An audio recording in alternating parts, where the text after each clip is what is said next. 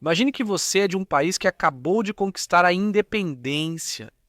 Mas não só isso, né? Você é o líder desse país, mas então, apenas um ano depois, você se torna o líder desse novo país. Os agrimensores e prospectores retornam com um relatório. Eles te dizem que acabaram de descobrir centenas de bilhões de dólares em potencial de um recurso valioso em sua terra. O que você faz agora? Todos nós gostaríamos de pensar que seríamos o mocinho nesse cenário e fazer as coisas certas, como está no papel, como nos dizem para fazer, sabe? Alocar lucros em projetos internos para a prosperidade do povo e assim por diante, blá, blá, blá. Claro, mas sempre existe aquela pitada de tentação. Sempre começa com: você sabe, tenho boas intenções e sou uma boa pessoa, certo? Eu sou, mas está entrando tanto dinheiro e você sabe, sou uma boa pessoa, então mereço me dar um presente. E claro, eu quero compartilhar isso com minha família. E, você sabe, meus amigos próximos e as pessoas que sempre foram leais a mim. Eles também merecem, são boas pessoas. E, sabe, se o povo começar a nos notar com luxos, eu posso simplesmente dizer: ah, esse dinheiro não veio dos recursos, veio de negócios no exterior ou algo assim. Posso esconder a origem do dinheiro, mas ainda guardo ressentimento por aquelas pessoas e como me trataram ao falar em dar dinheiro a quem é leal. Antes não éramos independentes, mas agora estou no poder e posso agir. É o típico momento, Walter White, que vários países já viveram. Ao surgir uma oportunidade, você se vê numa encruzilhada e tem poucos momentos para decidir o caminho. Seu país vai se tornar uma história de sucesso e admiração para o mundo ao seu redor? Ou vai virar um exemplo de advertência sobre autodestruição? Esta é a história de como uma pequena nação africana, em 1967, enfrentou uma decisão crucial. E vamos dizer que eles fizeram algo muito, muito certo. Vamos bater um papo sobre Viagra. Olá pessoal, sou seu apresentador Barbs. O que temos aqui? Camiseta do Geography Now de Quichits, quarta à venda em geographynow.com. Temos sacolas de cordão, canecas e outros itens legais. Pegue o que quiser. Como vocês sabem, né, nos meus vídeos de geografia, costumo ir contra as tendências. Procuro tópicos obscuros que acho fascinantes e pouco conhecidos globalmente. E dito isso, para o tema de hoje, nós vamos para o sul da África, um dos lugares mais antigos da Terra, onde o delta do Okavango não tem para onde escoar. Ele inunda toda a savana seca e as bacias do deserto do Kalahari, criando um grupo novo de animais que todos sabem nadar, mesmo espécies como avestruzes.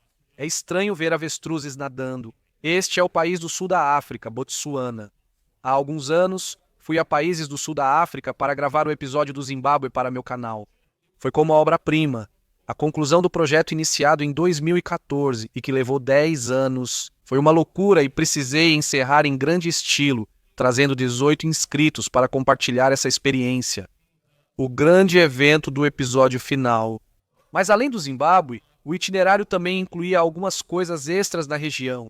Tivemos a oportunidade de visitar mais 2 países, incluindo Zâmbia, para conhecer as Cataratas Vitória, já que é imprescindível ir até lá para entrar nas cataratas. Também Botsuana, especialmente o Parque Nacional de Chobe, no norte do país. Essa é a área com a maior densidade de elefantes na Terra. Estima-se que haja cerca de 130 elefantes por lá. É uma loucura. Em todo lugar que você vai, você nem precisa tentar. Eles simplesmente aparecem perto de você. É elefante para todo lado e é uma loucura. Mas enfim, quando penso em Botsuana, não penso só na paisagem, vida selvagem e tudo mais. Na verdade, há uma história de fundo fascinante sobre esse país. Para entender como em muitas coisas é preciso voltar no tempo. Antes de Botsuana ser Botsuana, era chamada Betsuanalândia, um protetorado britânico. Eles não se tornaram uma colônia oficial, mas sim um protetorado. Por que isso foi decidido assim? Bem, havia vários fatores, mas um era que eles não queriam ser incorporados à África do Sul. Eles pensaram: não queremos ser dominados pelos sul-africanos. Vimos o que aconteceu com os territórios e guerras boeres, toda aquela porcaria, cara. Um monte de europeus brigando entre si na África. Que época estranha.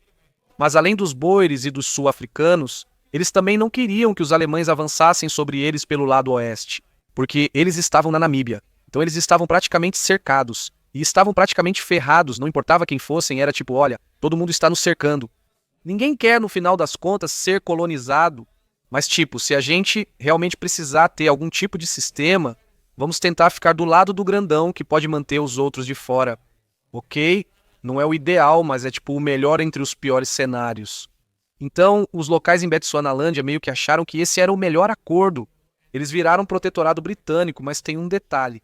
Quando Bechuanalândia virou protetorado, os britânicos quase não deram atenção ao lugar. Primeiro, era um país sem litoral, no meio do continente, de difícil acesso. Além disso, isso tornaria muito caro investir, desenvolver e colonizar em massa. Com um monte de britânicos, então, tipo, não havia muitos britânicos que, tipo, se estabeleceram em Bechuanalândia. Em terceiro lugar, era seco e árido, sem muito a explorar para agricultura ou pecuária. Eles viam Bechuanalândia como um grande domínio a ser reivindicado para impedir o avanço dos alemães e boeres holandeses. Tipo, é basicamente isso. Como não se importavam muito, Bechuanalândia foi governada por um alto comissário que morava na África do Sul, e não lá. É o tanto que eles não se importavam, eles nem queriam, tipo, colocar o próprio pessoal no lugar que estavam protegendo. Mas quando se tratava dos assuntos internos do povo de Bechuanalândia, que aliás, naquela época tinha uma população de mais ou menos 500.000 de pessoas, era bem pouco. Mas dessas pessoas em Bechuanalândia, eles decidiram reconhecer 4 principais chefias na região dos povos Tswana. Aliás, é daí que Botsuana tira seu nome. Os Tswana são o maior grupo étnico da região, Botsuana. Esse era um sistema de controle indireto usado por eles para administrar. Eles acreditavam que isso traria estabilidade social ao permitir que chefes locais controlassem costumes e leis, com o mínimo de provocação e interferência das autoridades britânicas. Assim, as coisas poderiam funcionar tranquilamente, desde que, no final das contas, eles prestassem contas aos britânicos. Assim, os britânicos decidiram dar o controle administrativo regional aos 4 principais chefes supremos Tswana ou Dikosi para as regiões Central e Cedaroway de Botsuana. Eram os Bamanguato para o sudeste e a área de Mole Polole, e os Bakuenas para o sudoeste e a região de Kanye. Kanye eram os Banguá, Ketsi e no noroeste, Ngamiland, Maum, Okovango, era a tribo Batawana. E para o restante de Bechuanalândia, nas áreas oeste e central, a região era habitada principalmente pelos San Bushmen, mas estava sob controle direto britânico ou sob chefia tribal local. Existe toda uma história por trás dos povos San Bushmen e é complicado. Mas, de qualquer forma, o ponto é que esse era o sistema que os britânicos decidiram que seria o mais eficiente para gerenciar uma área. Chefes locais que tinham autoridade em conjunto com a autoridade britânica. Era um sistema de fusão estranho e interessante. Por isso, Bechuanalândia foi praticamente deixada em paz. A menos que fossem necessárias grandes medidas, isso fazia com que Bechuanalândia fosse muito subdesenvolvida. No começo do século XX, existiam só 12 quilômetros de estradas pavimentadas e nenhuma grande cidade. A renda per capita naquela época era só $70 ou $650 hoje, em toda Bechuanalândia. Na época, havia apenas 50 graduados universitários. Em 1966, faltavam infraestrutura, eletricidade, água e atendimento de saúde. Então, isso meio que continuou por cerca de 80 anos, começando no final do século XIX até o século XX. E então, o que aconteceu? Só uma coisinha. Chamada Segunda Guerra Mundial, como vocês sabem, a Segunda Guerra Mundial foi um dos fatores mais importantes que determinariam a reconfiguração de todo o continente africano, na era pós-moderna. Agora entra o personagem mais importante da história, Seretsei Khama. Quem era ele? Antes de tudo, ele era da realeza e filho do chefe da tribo Banglanguato. Aos 4 anos, após a morte do pai, ele se tornou o novo chefe. Mas seu tio era o regente, assumindo as funções de líder interino.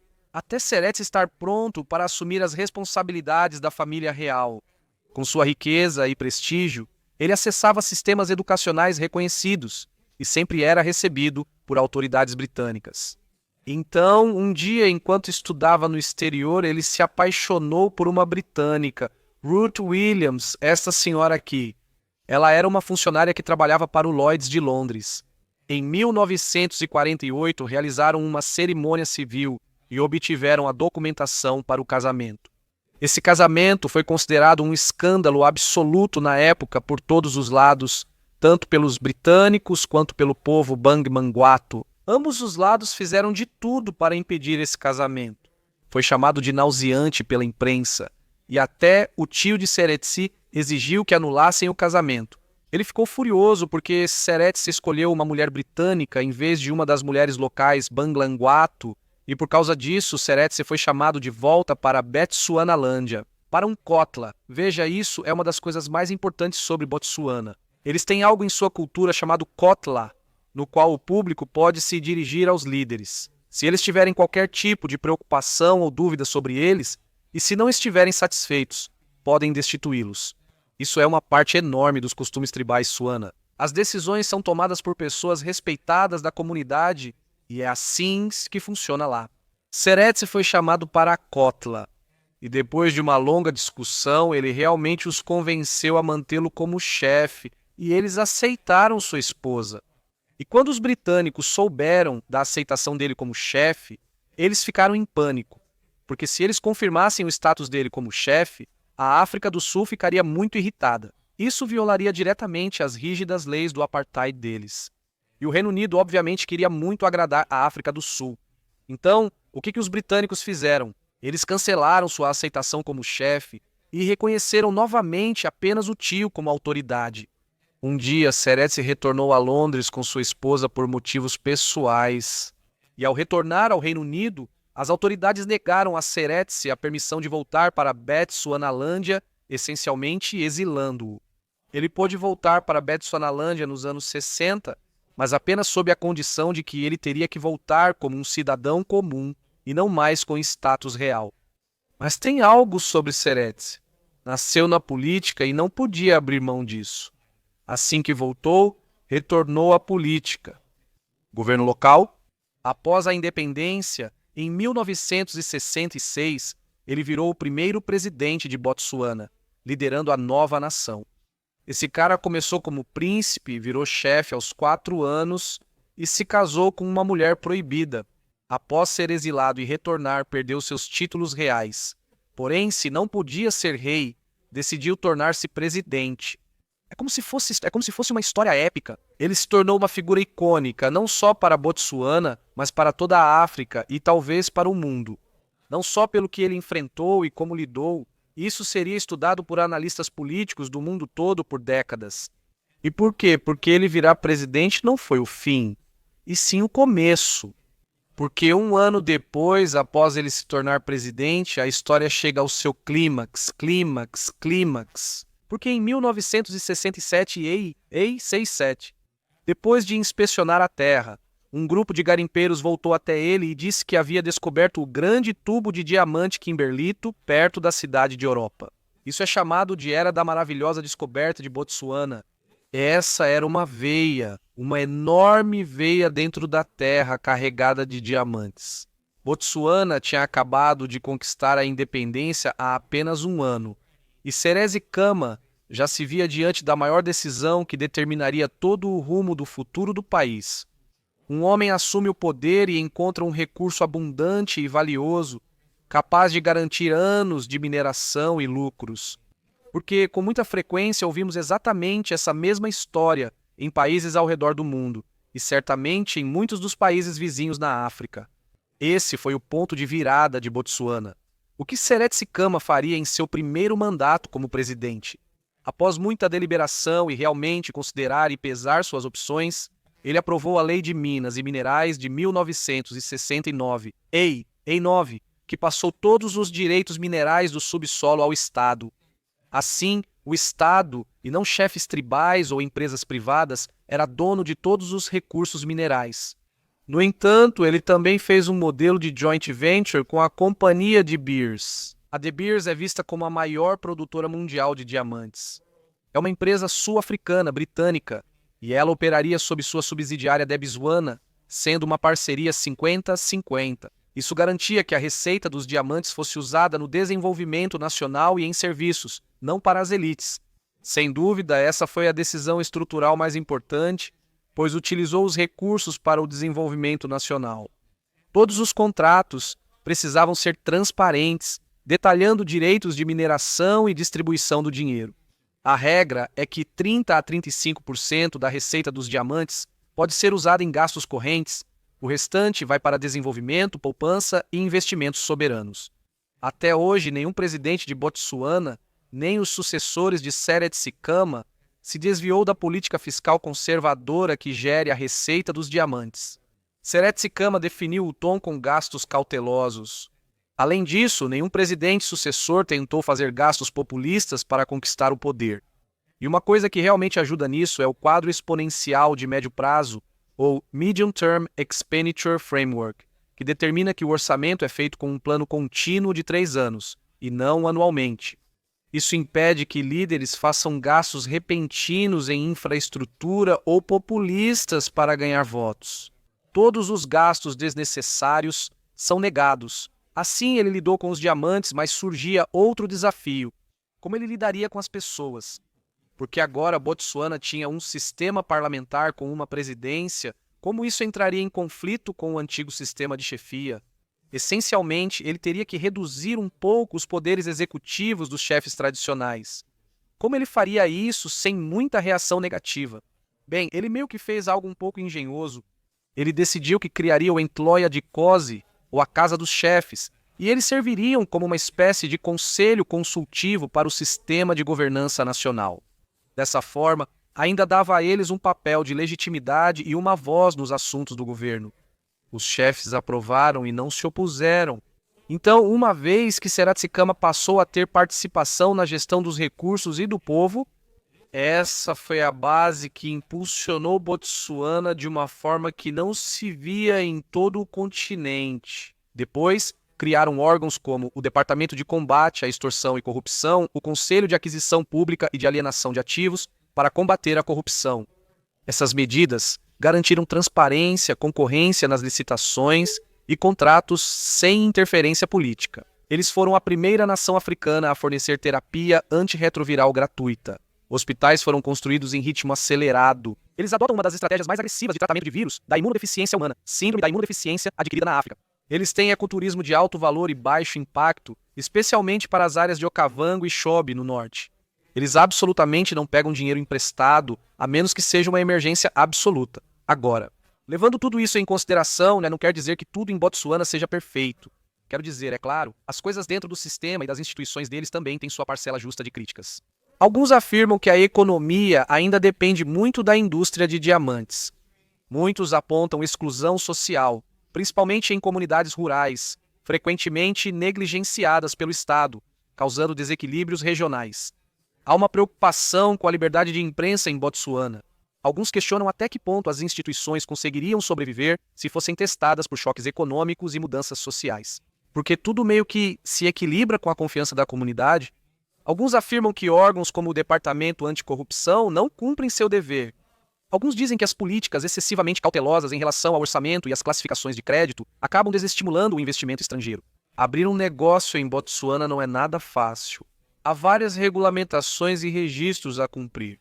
No geral, muitos acham que o sistema em Botsuana é avesso ao risco. Isso sufoca o crescimento econômico e favorece a complacência, não a prosperidade. Pode ser frustrante, pois às vezes você se sente preso. No geral, o sistema de governo de Botsuana é considerado válido e elogiado por muitos analistas políticos. Quero dizer, no fim das contas, perceba isso como quiser. Em meio século, eles não tiveram golpes, grandes conflitos internos ou transferências de poder violentas. Eles viraram sede da Comunidade de Desenvolvimento da África Austral. Estão entre os 3 países menos corruptos da África, pagam bons salários a funcionários públicos e policiais e têm cultura política de transparência e consulta à comunidade. E conseguiram isso com menos habitantes que a Jamaica, mesmo tendo território 52 vezes maior. Isso não significa que eles sejam o modelo ideal para todos os países, já que nem todos terão um sistema Entloya de Kosi, tipo uma casa dos chefes. Ok, nem todo país tem chefes, mas é como se Botsuana tivesse encontrado uma maneira de unir o lado tradicional com o lado moderno, enquanto recebiam uma enorme bênção financeira, mas sendo muito cuidadosos e conservadores com a forma como alocam a receita dessa valiosa bênção. Alguns dizem que eles são cautelosos demais com gastos, mas é melhor ser precavido, melhor economizar do que perder tudo. Não existe uma resposta universal sobre como fazer um país funcionar corretamente. E não existe um país perfeito, se é que existe. Não se mude para lá, você vai estragar o lugar, mas para o que vale? Botsuana meio que descobriu uma maneira de fazer as coisas ficarem muito incríveis e eu não sei. Eu só queria fazer esse vídeo para vocês, Botsuana. Parabéns por essas atitudes, claramente algo está acontecendo. Continuem assim e fiquem atentos.